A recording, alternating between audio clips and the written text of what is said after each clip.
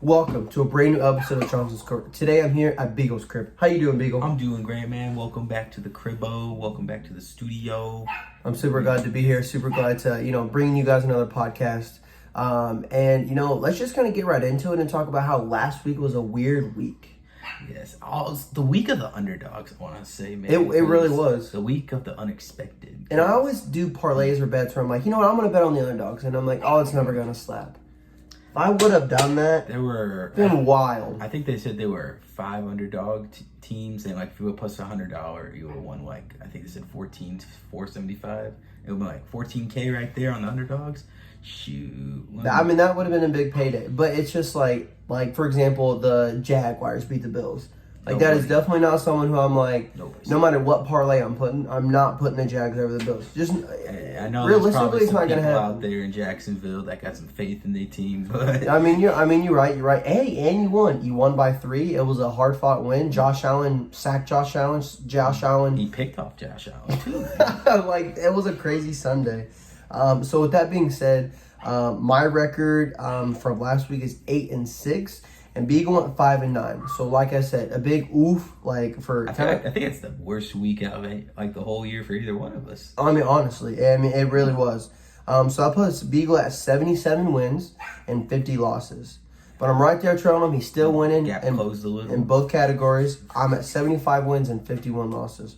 So it's really cool to see. No ties. Mm-hmm. No ties are here or yet, and I don't want that to happen. I don't like ties.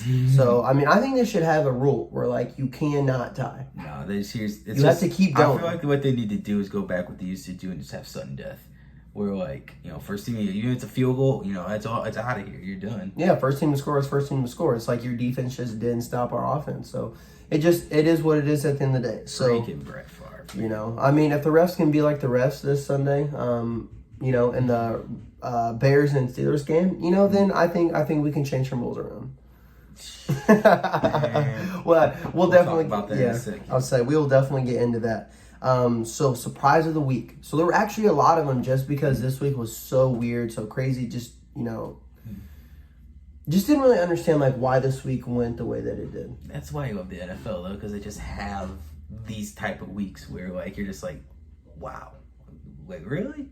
Exactly, and so I'm glad because then we weed in out all these games and come playoff time, those are the teams we know aren't gonna make it. Exactly. So, which one did you want to talk about first? I know you want to talk about the Bears and Steelers, but I think I want to say that one for last. Save it a little bit. Yes. Okay, one of the games that really did surprise me was the Titans and the Rams game, the Sunday night. No. It wasn't the Sunday night game. No, it was a 4:25 game. Yeah. It's 4:25. And see, the time zone change, it gets dark early. It does. Daylight saving time is here. It got me this time. It's messing time. us all up. Always. But yeah, either way, without Henry, you didn't, it kind of switched up the offense a little bit. But shout out to AP, man. Old man Adrian getting that dub for his, I think this is 125, touchdown 125. I'm not sure. I saw. That's awesome, though. Still being in the league, one of the top 5 rushers of all time. I saw he had an opportunity to go Dancing with the Stars. That's crazy. He's like, nah. He's like, nah, I'm still for the league. I'm running. I like that, Congrats. I'm so happy to see him get a but and also Matthew Stafford throwing 2 interceptions in I think they said a minute span or something like that. Yeah, he did. Yeah, he had. It was a horrible game for him. Insane. Just a bad start they cannot come out of. I know these teams were some people think they're Super Bowl picks, Super Bowl favorites. I don't know. That's not how a Super Bowl champion would play. No, that's absolutely right. And I think it's kind of one of those things where also sinuses, seasons are changing, so I sound a little different here. But kind of like when Tom Brady, facing the Saints last year, and he's playing the Saints. He just hasn't played well, but they still won the championship. But then that's Tom Brady, so that's a little different. But I'm just kind of basing it off of that a little bit. But both starstruck, powerful teams. They are both in the NFC, so only one team can come out and go to the Super Bowl. Right. But I want to talk about the Bills and the Jags. Now, I couldn't believe this game. I just couldn't. I don't think anybody saw this game. The score was 6-9. Funny score. But the Jags were able to pull it out. Josh Allen on the defense, his name was Josh Allen, sacked Josh Allen, the quarterback for the Bills, and then also intercepted him. So Josh Allen getting sacked and intercepted in the same day, like he threw and caught a pick, man. That's just one of those funny ironics, and I'm all for it. I loved it, but it was just crazy. I definitely had the Bills winning for that, and then just seeing win was just kind of funny, kind of weird. Just to see the Jags pull it out, because it's like they should have beat other teams, and then you beat the Bills. Right. It's like one of those people like Purdue. They prefer the upsets to beating the big team, but when it comes to normal teams, you're just like, yeah, we could have got that dub, but nah. We're gonna save the dub for next week when we go play Michigan State. And Beagle was actually at that game, ladies and gentlemen. So how was that? Shout out to my good man Nick Kuntz from way back in the day on the coaching staff, coaching them linebackers up, teaching them right, teaching them good. Got me a good seat right on their sideline, and I just saw everyone storm the field, and I said, you know what? I've always wanted to do this. I'm doing it. Jumped, didn't make it over the fence the first time, had to roll, but yeah, and then I'm just, next thing I know, I'm like at the 40-yard line, this mass pile, I'm like this, I can't even move, I'm trying not to fall over and have a, I'm not gonna go down. That's dark humor. I was about to make an Astro joke, but no, we're gonna stop away from that. Definitely. But yeah, it was just a great feeling to be. I was waiting for as soon as I got on the field and started, I was waiting for the cops to come and tackle me. Wow! I was like, oh god, I should have done that, but nah. I was like, that's cool. That's awesome. Great experience. I'd never seen or been a part of that, so I think that's so cool that you got to be a part of that, and especially a team like Purdue, beating another Big Ten team, and just being able to rush the field and having that experience and having that feeling, because like you said, one of the things was you thought you were going to get tackled by the cops, right? Just because that fan streaks the field. Obviously, it's not the same thing because there's other people, but just the fact that it just didn't seem real. You're like, should I be doing this right now? Right. And you were doing that, so that's awesome that you got to experience that, and I love to hear that for you. Thank you. So before we talk about the Bears and Steelers. What about good? What teams did you want to talk about, maybe had a good week versus a team that maybe they had a bad week, but this team had a good week? Yes, so I'm going to go to the Vikings and Ravens game. We saw Lamar have a pretty cruddy start to the game. They were down most of the game, down as much, I think, 16 or something like that, yeah. Yeah, something like that. But, he's able to get it together and do what Lamar does. He brings his team back. He's a leader. They're able to pull it off an OT. That's it's good stuff coming from the Ravens, considering that all their running backs their legs are broke. So considering they're coming with their fourth and fifth string running back, people they've got off the waiver wires early on. Le'Veon Bell, I saw him get a couple carries. So it's good for the Ravens that they're able to hit that switch and come out and win when it actually matters. Absolutely, and that offense is just different. We were talking about a little bit before we started the show that, they don't really have a wide receiver one. We were talking about how Sammy Watkins is on there, but it's he's not getting any big carries or any big touches or really scoring any touchdowns. So it's he just throws he just distributes it well there, and then he's all going to the tight end. Mark Andrews. Andrews, yeah. So it's just a different kind of offense that they run, and it's it's hard to figure out, but that they're having success. They're able to come out on top. Yeah, I like to say they're the best example of someone taking a college style offense and putting it on the NFL and having the right personnel to make it work. They're having success. Yes, to make it pull off, and it's just crazy because they're just they have the ability to run the ball normally, but then you have a quarterback that can run the ball. Then you have a quarterback that can throw the ball, so you have to defend all levels of the game. So it really makes them a threat on every single thing. It's not okay, we got to guard Lamar Jackson when he throws it. Okay, we got to guard Le'Veon. We got to tackle Le'Veon. And their wide receivers are fast, so that stretches the field out even then. So when you're stretched out, Hollywood Brown. Yeah, and they're you're stretched out from trying to guard the deep threat, then he just opens up those running lanes for Lamar just goes zoop. Exactly. So yeah, the Ravens are definitely one of those teams that they're a favorite, possibly to win the AFC North, but then they're also one of the favorites to win the Super Bowl, just because it's hard to figure out that offense. So I was going to talk about the Arizona Cardinals and the 49ers. So maybe this just tells me how bad the 49ers are, or maybe this just tells me how good the Cardinals are without Kyle Murray, without DeAndre Hopkins, without David Johnson, and without A.J. Green. They had 4 missing stars, and, well, not T.J. Watt, but J.J. Watt, because, I mean, he just tears everything. Like, he just goes too hard, and, you know, like, I mean, it's... Hey, you got to play a little bit of far. It's not being funny, but it is kind of funny, because it's like, you're doing something wrong of either going too hard and just not doing something right with your body to injure yourself. Like, you know, I just don't understand. I get freak stuff happens, but that's why you stretch. That's why you invest into your body to be able to, you know, stretch, like, you know, withstand these kind of things. You invest in your body, like, you know, that's why LeBron James is able to play forever. That's why James Harrison was able to. That's why AP is still out here. He's still in the league. You know, he could have been dancing with the stars, but, you know, he was out here running the ball, scoring touchdowns. But yeah, just, you know, show me how good the Cardinals are without those 4, which is kind of crazy. I know Kyle Murray is still questionable going into week 10. But it just show me how the 49ers need to pick it up. You know, a lot of people are maybe they're the favorites. But, you know, if you're going to lose to, you know, second-string players, that just shows me a lot right there. And then the Browns whooped on the Bengals. Yes. Like 41-16 or something. They needed that game. They've been having some struggles and some offensive, like, missing identity. They didn't know what to do. And then the whole OBJ circus train going on. So it's like they were still able to figure everything out with what's going on. And it's a quality Bengals team, too. It is, yes. So that's 2 in a row they dropped. And I think they have a bye this week. Oh, no. They didn't. They do got a bye because Tyler Boyd on my team.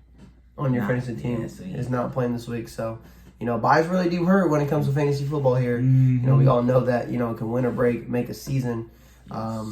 So, you know, let's, you know, we saved the best for last for the surprise of the week. The Bears versus the Steelers. I know I was watching this game. I know a lot of you guys were out there watching this game. And I know Mr. Beagle's watching this game. Yes, with the passion. So, always. You know, tell us your thoughts. You know, just what did you see from this game and overall, what was your reaction? Man, let me tell you one thing. It was just disappointing because you can see we were getting screwed over everywhere. It's bad. You know, it's happening when the commentators consistently go at it and talk about it. So, like, yeah, there were times where, you know, we did, you know, mess up. We lined up offsides a couple times. Like, yeah, it sucks, but, you know, that's fair. That's the right call. But then the whole roughing the passer. There was like 2 or 3 times where it was way after the play, and then he just gets smoked.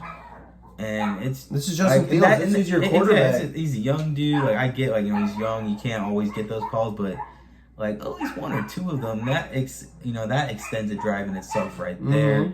Even if they go 3 and out like the next after that, at least they had extended the drive 15 more yards to set them up for maybe at least a field goal. And it all came down to a field goal. Yep. There was one when they were down 3, where they were going to get the ball back, but then there was a roughing the passer on Big Ben, but you know, it was kind of weak. And then that roughing the passer call where I can't think of his name, but on the Bears, like that linebacker who made the tackle. Oh no, that was back. The taunting call for just looking at the sidelines. That's like when Tim Duncan got ejected that one time for laughing on the bench. Like, but you just kind of see what happened though. I don't know if you saw like the replay. The ref stuck his butt out. Oh yeah, he gave him a little hip check. Yeah, hip check, and then that's when he threw the flag. So it didn't really come from the taunting. It came from when he hit the ref. But he didn't hit the ref. Like the ref did that on purpose. They ignited the contact. Like, so it's like, how are you going to do that? Exactly. Like, that doesn't. Are they really trying to throw the game that bad? Riggory, I don't know what does, man. But that's just that's a hard loss to swallow. It is. But on the bright side, what I really want, and what the whole focal point of the season that I've been looking for is the development of Justin Fields, and I just love how he's able. He had like I said, similar to Lamar, he had a cruddy start, but then after that one pick he threw, which honestly was kind of a freak pick, where Hayward, right? I forget his first name, but like the Hayward, Casey Hayward, that's what we kind of just like muffed it, but like it just kind of fell right into his lap. So you can't blame the whole thing. I guess like it was the line for not pushing him or holding him back longer, I guess would be. But he was from that one mistake, he was able to pick it up, and they were able to consistently march down the field. They put themselves in a position to win the game. They did, and like it was led by Justin Fields moving them down the field. And they were down, what, 16? It was like 20-6. It was 20-6 going into the fourth. It was. And the part that really killed me, could I put this to bed, was when we stopped them. I don't know, after they kicked the field. We called a timeout when we really could have saved it on the Steelers' last drive, and just thinking about that one timeout, that gives us one more play to maybe move it another 5 yards or so, and maybe that field goal goes in. But whatever, I'm not the coach. My ideal end of the season would be to just lose. Fire Matt Nagy. Matt Nagy gone, but in those losses, Justin Fields is efficient. And develops well. I've seen him place that touchdown to Mooney was just a dime. It absolutely was. He's just great. And then let's just work on this O-line, because this man can't afford to have no ACL injury No, absolutely, I agree. And like you said, losses are okay to come. You expect it with a young QB, but you want those losses to be tight game losses, or losses that he put himself in a situation to win the game. Like the last one was. And that's what he did. He was able to march us down the field and put us a chance to win the game. And, unfortunately, the kick was just a little too short. And then when it was towards the end, down by 6 and need a touchdown, he was able to march us down the field and get us exactly 7 points. Yeah, that was crazy. So, like I said, your Steelers definitely your Bears definitely put up a fight and definitely should have won this game. Definitely in this game, the refs, definitely, through this game, whatever. I mean, we can speculate, we can say all the rumors we want. But definitely, not only are we talking about it here, but the players are talking about it. So if and like he was saying, the commentators talking about it, you definitely know then that you have a problem. So, refs, please get it right next week. That's all I can say. Get a better coach. Get a better staff. Get a better That's it. Crew. That's it. Referee. That's it. All right, so now we're going to go into, what are the headlines? What's going on in the NFL right now? So, let's talk about Sam Darnold. Sam Darnold is the quarterback for the Carolina Panthers, and he is out 4 to 6 weeks with a shoulder injury, I believe. How does this affect, the Panthers going forward? Wow, that's honestly a big loss, because I don't know who their backup is right now. I don't know who their backup is. I can't. But that's just huge, and considering this was supposed to be his fresh start, fresh new part of his chapter in his career. And I guess they're not good enough if I don't know who the backup is. But yeah, that's just it's tough for him. That's gotta be tough on his mental, and it's, like I said, it's supposed to be his new chapter. And started off the season pretty great. Get going 3-0, and then they dropped off a little bit, but. Part of that being with Christian McCaffrey being out. But, for sure. It's not all on Darnold, but just the fact that that's pretty major. And if their backup, if they don't have Christian McCaffrey, and we can't name their backup, so we'll see what's going to happen in that division, and see where they're going to go. So just kind of put that out there. And then Mike White, so he's a quarterback for the Jets. He's like the third string quarterback. Played against the Colts. On Thursday Night Football last week. The Colts let him put up 2 or 3 touchdowns. He did pretty well. And I'm like, who the hell is this guy? Why is this happening? Yes, the Colts put up more points. I put up 45 points compared to their 30, so we won. But the game should not have been that close. But with that being said, Mike White is starting for the for the Jets. They're playing the Bills this week. And Mr. Joe Flacco, a former Super Bowl champion, is a backup quarterback. Wow, it's just the fact that they're putting Mike White over Joe Flacco, a guy who has experience. Now, I will say Flacco is probably one of the more, I don't want to call him mediocre, but we should have seen him in the league. He just hasn't been playing. Because he's just been backing up people. Exactly. Last known quality action was when he was on the Broncos. And oh, yeah, on the Broncos. I forgot he was on the Broncos. Broncos. And then he just kind of, just forgot about him. Whoop, went down from there. Exactly. So, yeah. I don't know what's going on there. But that leads us for where is Odell Beckham Jr. going? This is a juicy He topic. is now a free agent. His top 3 teams I've heard was the Packers, the Steelers, and the Chiefs. out of those 3 teams, which one sounds the best to you? Or do you think he goes to a team that's not even on his top 3 destination? Honestly, it's really going to depend on what's Odell mental and what's his ego going to do. That's true. I heard the Packers, all they can do is offer him as a vet minimum. So I don't know if he's going to take that. Yeah, like if he does go if he wants to win, he's going to go the Packers. But That's if Aaron Rodgers is going to play this year. Is his ego going to put it aside, and take that vet minimum, or is he see his other options? The Steelers, that would actually be kind of smooth. Going from one AFC North team to another. Mm-hmm.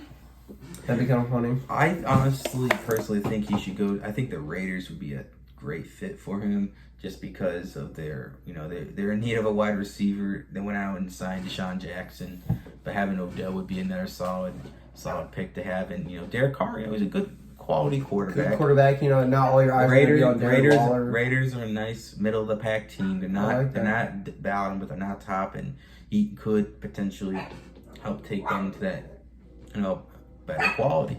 Very true. So yeah, like you said, it just depends on, like you said, where his ego is. Is he paying? Is he going to go somewhere for money? Is he going for somewhere for a championship? So out of those 3 teams, or out of any of the 32 teams in the NFL, where do you see him landing realistically? It's kind of a hard question, just because we don't know what's going to happen. Really is a hard question. That Steelers one really stuck with me. I would have really, honestly, him on the Seahawks would kind of be tough. Would be a stacked 3 wide receivers of him, Lockett, and DK Metcalf. Oh my gosh! And Russell's coming back. Russell, close the books, ladies. You can't guard all of those. No, I don't even care if you're the Rams. Jalen Ramsey can't cover all 3 of those guys. Oh man, I thought I heard someone say the Rams were a possible destination too. I could see that. Cooper Kupp, Robert Woods, and OBJ. So what do you think? What is your prediction? Where is he going to land? I will say I'm gonna go Raiders. The Raiders. I will say Raiders. Realistically, okay. I like that. I like that a lot. Just being there. They're missing a wide receiver, taking the eyes off of Darren Wallen. So I'm gonna have to go with the Raiders as well, because that does sound like a good place to go. But if there's a place I want to see him, and you said it, and now it's sticking with me, the Seattle Seahawks. That would just be deadly. I would love to see him in a Seahawks jersey. He would just ball nasty. Out. So, yeah, we're going Raiders, definitely realistic. But if he's like, I want to have some fun with Russell Wilson, there he goes. Go have some fun, man. Go do your thing. Yeah, exactly. And Seattle's a good city, too. So playing at home, too. Playing at home for Seattle? Oh, my gosh. That'd be a good, like you said, a good trio of wide receivers there. Yes. No one can guard all 3. Well, hopefully for next week's episode, we can talk about where he went. I mean, and he'll definitely get picked up. He won't be someone who's not going to get picked up. If he don't play this weekend, I might be kind of surprised. Well, it is. Depending on where he goes. If he doesn't get picked, I feel like if he doesn't get picked up by tomorrow, he may or may not be able to play this weekend. So he'll probably be playing next weekend at least. So all right, guys, that leads us into our final segment, and that leads us into our Week 10 predictions. Beagle's got his phone here. Beagle's going to let us know what games we're going to choose here.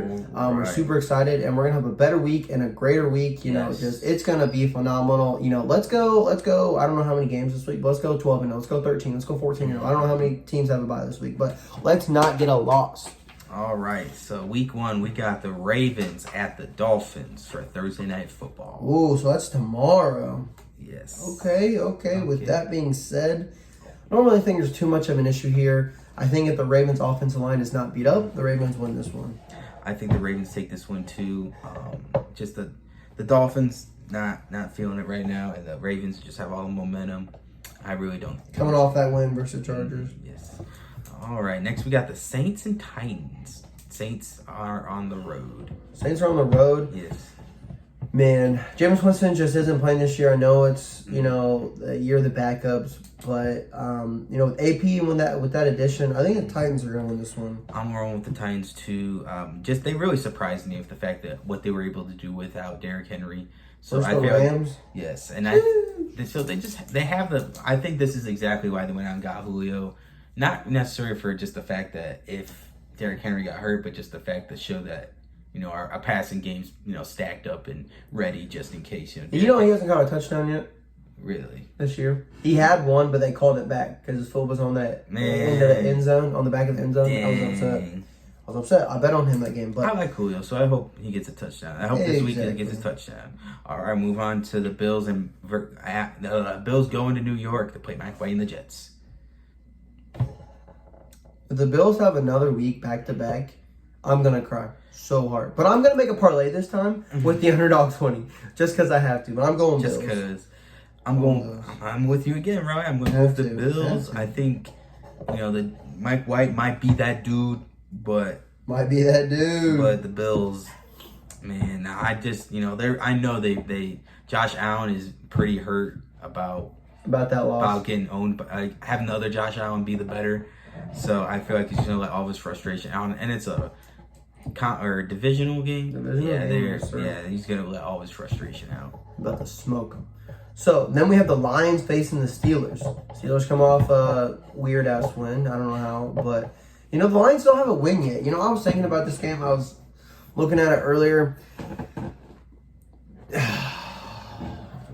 the Lions really go 0-17 again? They'll be the first 0-17 team and the only franchise to have 2 winless to do it teams.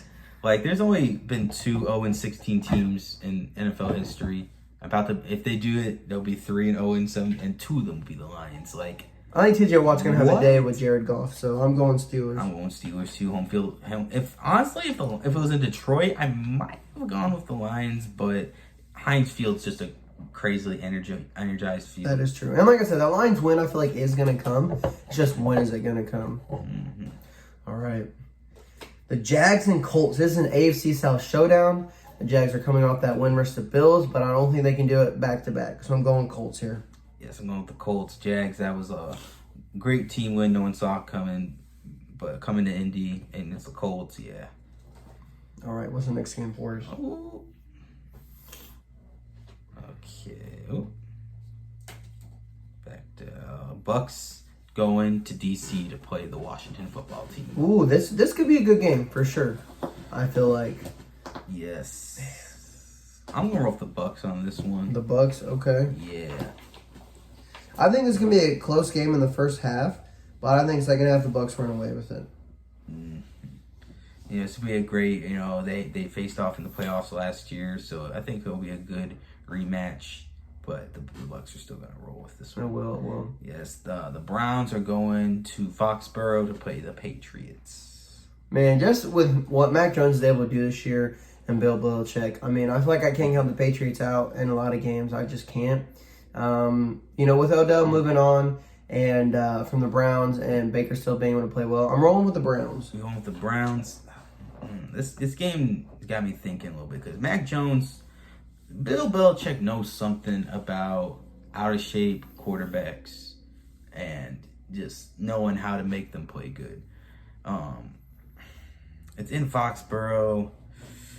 It's going to be game of the week here. You going Pats? I don't want to. Then don't do it. But I think I am. He's doing it. I'm gonna go with it. I never thought I'd root for Bill Belichick, but this time I said the same thing.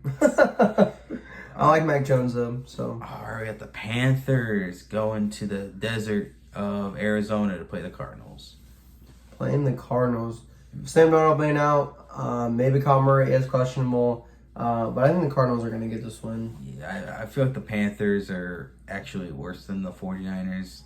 And if the Cardinals were able to beat the 49ers with their backups, I feel like that half their starters, even Kyle Murray don't play, I feel like they'll be all right. Exactly.